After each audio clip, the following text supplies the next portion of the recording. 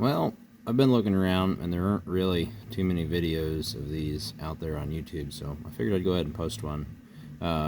This is a lever type shutoff for the Ford tractors, the 861s, pretty much anything 600 through like the 1000 series. This happens to be off a 62 4000 industrial.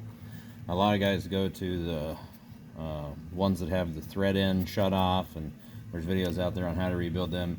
You can actually rebuild these also.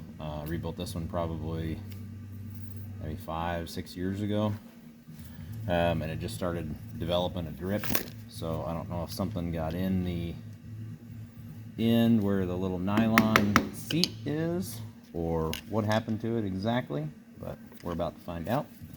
The O-rings in these things are garbage from China, so whenever you get a new one, you can pretty much guarantee you're going to need a new O-ring in it within a year. And all I'm doing right now is those aluminum tabs, when you rebuild them, you just kind of crush those tabs over just a little bit with your vise or with your screwdriver. So all I'm doing right now is I'm pushing that ear back out just a little bit so I can get that steel plate out. I think that's probably why most people don't bother with it, because they're scared they're going to break it or not be able to get it crimped back together right, and it's not going to hold. Well, they hold really well, so all you got to do is get it rolled back. You don't necessarily have to do it on both sides. You just got to get one side far enough back. You can get a little screwdriver in it and get that steel plate to come out. Once that steel plate comes out, you're good to go. Not quite there yet. You do want to be careful in the vise, because if you crunch them down too hard, you can smash that body a little bit, and then you're screwed. No fixing that.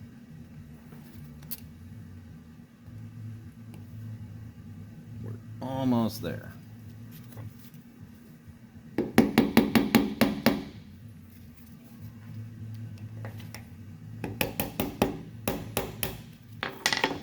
Going now.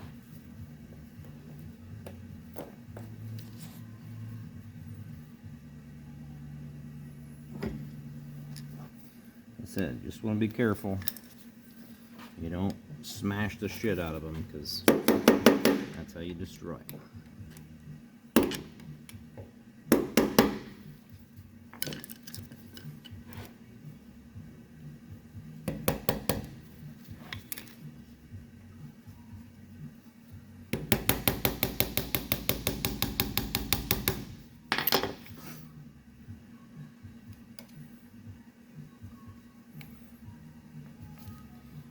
The other thing is, you don't want your face right behind it when they pop out, because you'll catch it right in the teeth.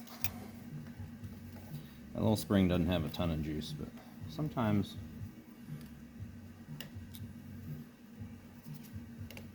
There we go. So there you go. There's the little tab, and you'll straighten that baby up in the vise before it goes back in there. Spring.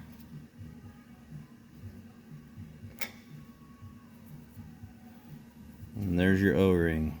So I bet you it's leaking because of that right there, if you can see that in the camera.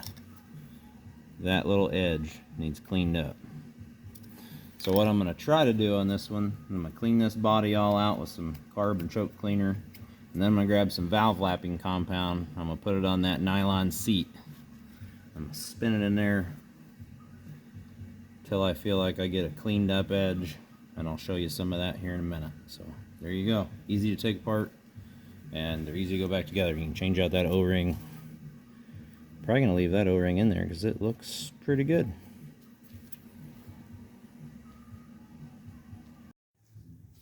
Okay, well, we're all cleaned up. You can see down inside this valve, I don't have a good light right here to show you. Probably hard to pick up in the camera. But you see that little step in there? That's where your machined diameter starts that your O-ring will ride on. right there. And as long as you don't see any gouges or grooves in there from like a piece of dirt or rust that got scrubbed along there, you're usually fine to reuse these bad boys. That out there where it'll focus. There we go. And that little ring right down there in the very bottom is where the nose of this plunger seats. You can see that little ring right around the base. That's what gets torn up, and then it won't seal. So I'm going to get some lapping compound, and I'm going to put some on the tip of this valve right up to this shoulder, and I'm going to put it back in there and just spin it by hand back and forth. Clean it off, look at it, do that a couple times.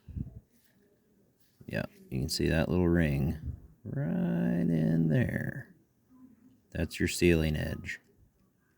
You can see some little deformities in there, so this thing's probably ate a couple small chunks of rust that beat up that nylon, and that's what makes it leak, makes it drip.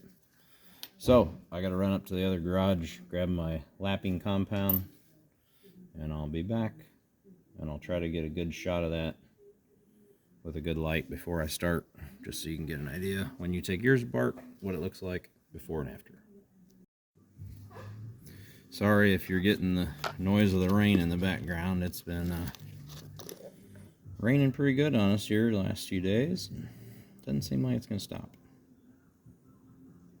So we're getting ready to lap the nose of this plunger in. You can use anything, Sharpie. I like a little bit of layout fluid.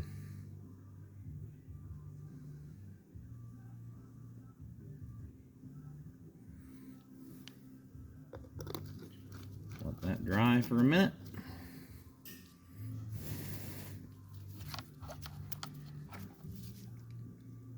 This is the magic stuff here. Kind of see that edge now a little more pronounced.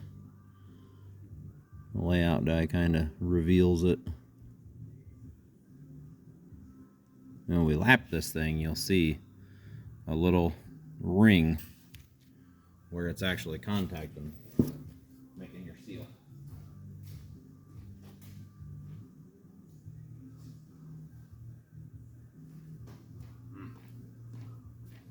Well, I was going to try to grab my flashlight, but apparently I left it over here. There it is. Okay, so while this is drying, you just want to give it a little bit. You don't have to give it, a long time, but enough to get it where it's solid. Now with the light, you can see down in there just a little bit better, and that edge is what we're going to be tuning up. One other thing I did with this thing is I drilled it.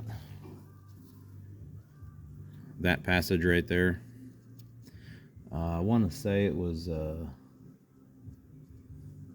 3/16, I think, is where it started. I went up just maybe a couple bit sizes from there.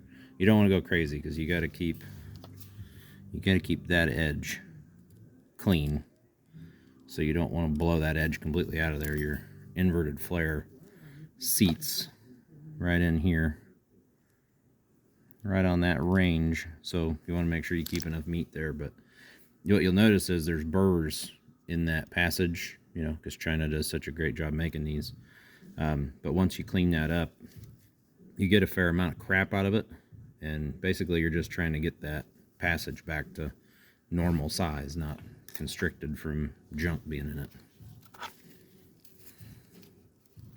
I didn't drill it the last time, and I thought, I probably should have done that when I did it. But okay, so now we're pretty dry. We're gonna get a little bit of compound out here. It's been a while since we used this baby. It gets kind of gunky.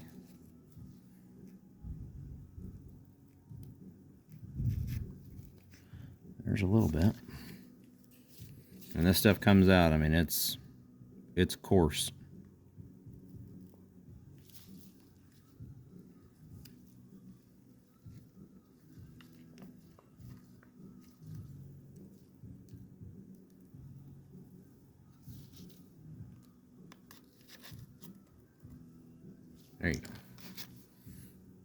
Get rid of that old crusty stuff on top.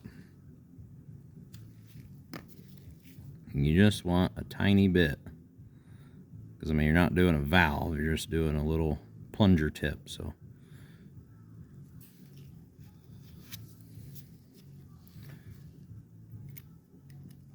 Took the O-ring off so it goes in there nice and easy. That's it. That's all you do. Back and forth.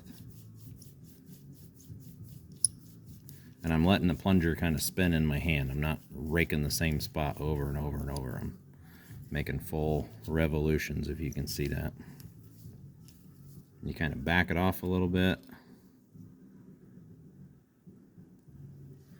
There you go. Nice lapped contact seat. So then I'll wipe all this off.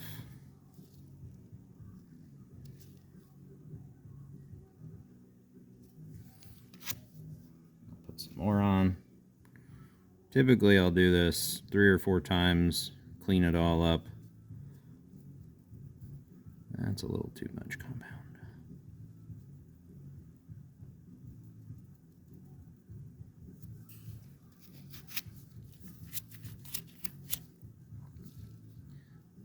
Try to keep it off of the barrel part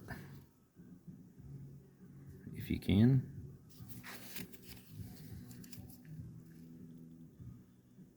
Won't really matter because that's where your O-ring is, but you just don't want to put more grit in there than you have to.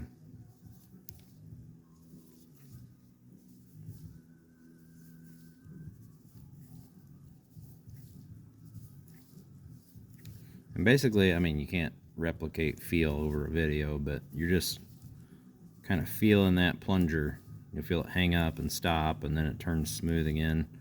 Basically, you just want to do this until you don't feel any of those little hang-ups or ridges.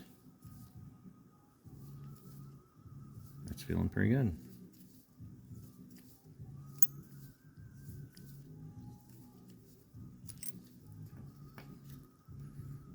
There you go. Lapped in plunger. Okay, I'll wipe that off. I'll clean out the valve. We'll bring you back. So here we go. We got a freshly lapped plunger. Once my O-rings show up from McMaster Car, you can kind of listen to it and tell if you have any squeaks or hard spots in it. Once my new O-rings show up, I'll get this baby back together. Kind of see that edge. I just look at it with a flashlight and make sure it looks clean. And I left a little bit of the compound on this. I'll clean it up a little bit more, but you can see that edge. It doesn't actually seal like out here on the tip like you would think. It seals right up here along this edge, and there's a little flat shoulder right there. So between that edge and that shoulder, that's where it makes your seal. If you're leaking out this end, your O-ring is bad. And if you're leaking down to the sediment bowl, if it's dripping or whatever, carburetor's flooding out, that's because it's sneaking past that plunger tip. One other thing I found that kind of makes these things live a little longer, I didn't cover it when I was doing it, but I take a little bit of the gray Moto Seal, that stuff, and I put just a tiny bit right around the base to seal up the bottom mesh to that little stub that it sits over. Don't have to do that. I've just found that these things last longer if you do. I've taken these apart sometimes and that whole mesh body has been like shifted over and you get rust and crap and chunks out of the tank. I mean, it never fails. You get dirt at the gas station. Any of that gets down in the plunger is going to tear it up that much faster. So the cleaner you can keep it, longer they last. This is a 115 O-ring. If you want to replace it, which I'm going to, you can just buy them from McMaster Car and have them in a couple days. This is actually a metric I want to say it was like a 13 millimeter OD, 9 millimeter ID, 2 millimeters wide. That's the one I run. It's a little bit tighter, but it makes a good seal. And like I said, they typically last 4 or 5 years of regular use. I mean, I use this tractor every year doing 8-10 acres worth of food plots, so it sees a fair bit of use mowing. Yeah, I mean, I use it like, you know, regular tractor. It doesn't just sit around and collect dust in the shop. So I'll flatten this back out, new O-rings, and when I put it back together, I'll have another video, but you can see that little tab right there that's cast into it, so you can't really put it back together wrong. Yeah, and I'll show you how I kind of roll those ears down when I get it all back together, and then she'll go back in the tractor. Alright, well, we're going to get to reassembling. Here's the new O-rings. I'm actually going to put a Viton O-ring in this one. So you can use the regular black Buna rings. They're fine for fuel. You will have to replace them a little more often. But yeah, there's the Viton in there. You just want to make sure it's clean before you put it together. As long as you have some resistance by hand, you're good on the fit. So if it just drops in there, it's not going to seal. There's the O-ring for the flange.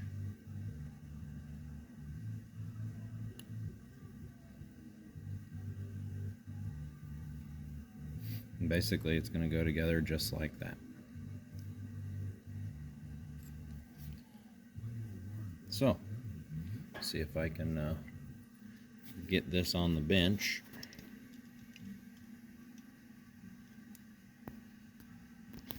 There we go.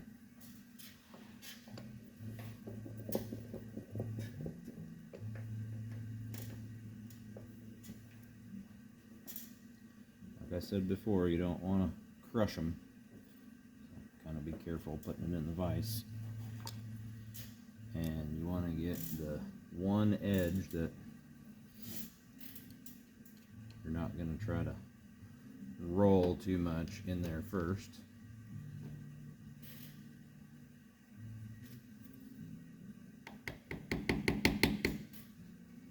Like that.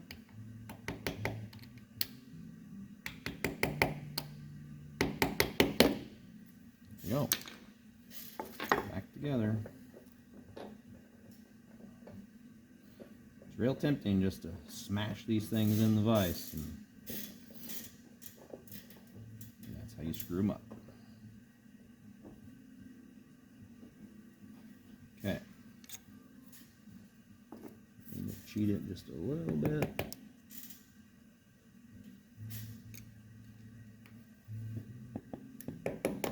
Usually get them to rotate just a hair.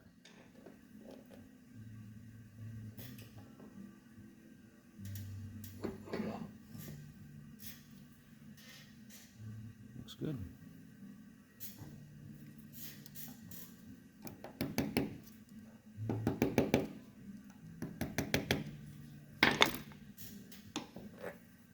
Okay, so the plate is just about all the way back down in there. Sorry, kind of hard to show you this.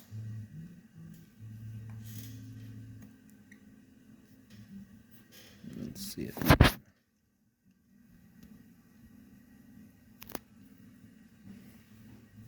So it's popped up just a little bit right there.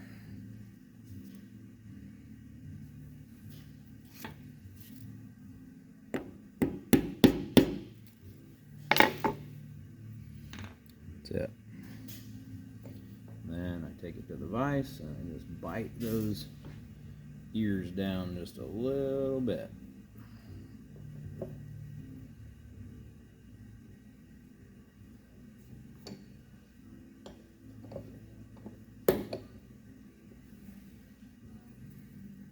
So now it's captured. That ring can't pop out of there. Then we'll put the handle together. So when this is in the tractor, this is how it goes. You guys probably you know, recognize that if you've worked on them before. One other thing I do is, I think this is a 4x40 little guy. I take one edge off of it, just file it down, and that goes towards the shutoff body. Bolt always goes down because you don't have a whole lot of room up there or in there between the top of this and the tank. Your factory assembly on these, this is a roll pin. I prefer the bolt myself.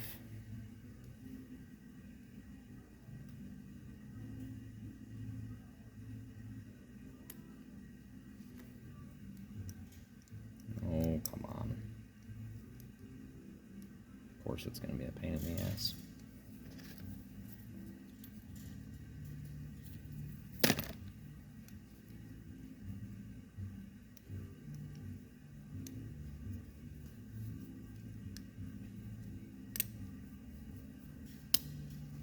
There you go.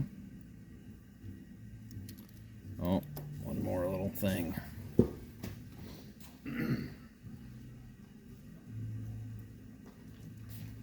A little bit of blue Loctite. You can use a nylock nut if you have one of them. Same thing though, you take the edge off of it so you have more clearance. Nylock, you may burn the nylock out of it when you grind it down or file it down. Depends on how you do it.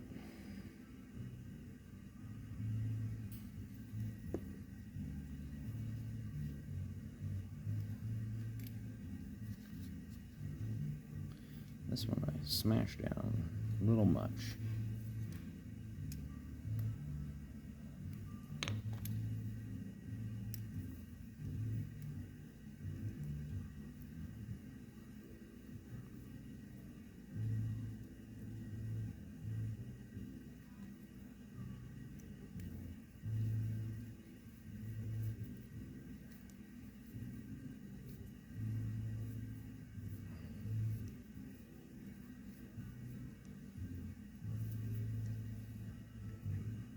Another reason why I use the Loctite is you don't want to crank this thing down as tight as you can get it.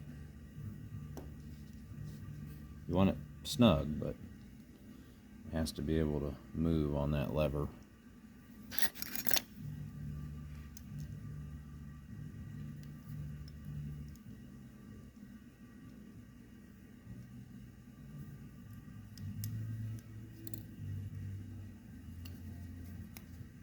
Open, closed. They work great. Rebuilt, ready to rock. This baby spun back around.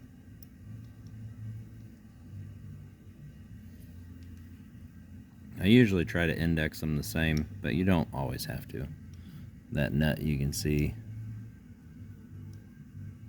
it doesn't matter. Once you have the Loctite on it, it's gonna do its job, and once that baby sets up, she's good to go.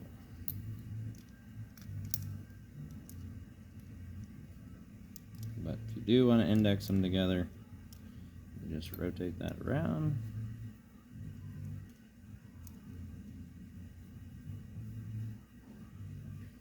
Once you get the nut where you want it, hold it with your wrench.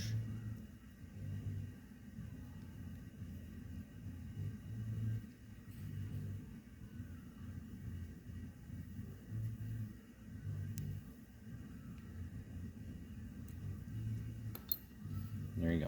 Now they're indexed together.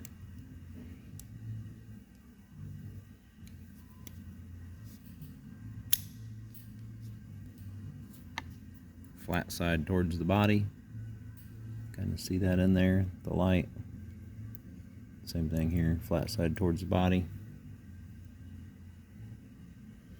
That's it. Now she's ready to go back on the tractor. One thing you can do is you can take a little bit of that gray Permatex and you can put it on this O-ring. That way when you squish it all up in there, you get just a little bit more seal than just the O-ring, but the O-ring does work okay. I mean, you can see that one did its job, but a little bit of the gray moto seal never hurts. So that's what I'll do with this one, and I'll put it all back together. Alright, so with the loader on this tractor, there is no way I can really get this videoed very well while I'm trying to get everything bolt started and the line back on. So this is the worst part, getting it off, getting it back on. Before you do put it back up there, make sure you take a rag and some brake cleaner and clean that surface off right where it seats up. Moto seal is nice because it gets a little bit of stick on that ring, keeps it from moving around while you're trying to get it started. So yeah, that's it. I'll get those two tightened up, I'll get the line back on it, and we'll be ready to put some fuel back in it. So yeah, like I was saying, this is the worst part of the job. I just got that tight, but I will say one of these little guys, a little stubby wrench, is your best friend trying to get that fuel line tightened up. I mean, just to give you an idea, I've got the camera kind of tucked in one of the good access spots, but just your hand, you can imagine trying to get a wrench in there. Pretty tight, it's frustrating. If you have to, or if you need to, get a little extra room, pop the valve cover off. Just take these little acorn nuts off, and you can pop the whole valve cover off, but sometimes you'll risk the gasket sticking and ripping. So if you can do it without taking the valve cover off, that's better. You're going to be taking the valve cover off when you check the valves anyway. So one of them things good to keep around, have one on hand if you need one. Always keep that gasket and your little side cover gasket here. Those are two good ones to always have around. Typically, unless you shred them, you can reuse them and put a little sealer on them and they're fine. But after this gets done, this thing's gonna get a bath. It's pretty dirty. Been fighting a minor power steering leak that I think I have found now. So once the filter shows up, I'll get this bad boy back together. I am waiting on the new sediment bowl too. Figured I would change it out while she's apart. It was the 1/4 inch style instead of the 5/16 fitting, so I think that's part of the problem I had with this thing starving for fuel. But yeah, here pretty quick. We'll get her all back together. I'm gonna throw some fuel in this bad boy and test that shutoff, make sure it stays dry and it doesn't drip. We'll be ready to roll.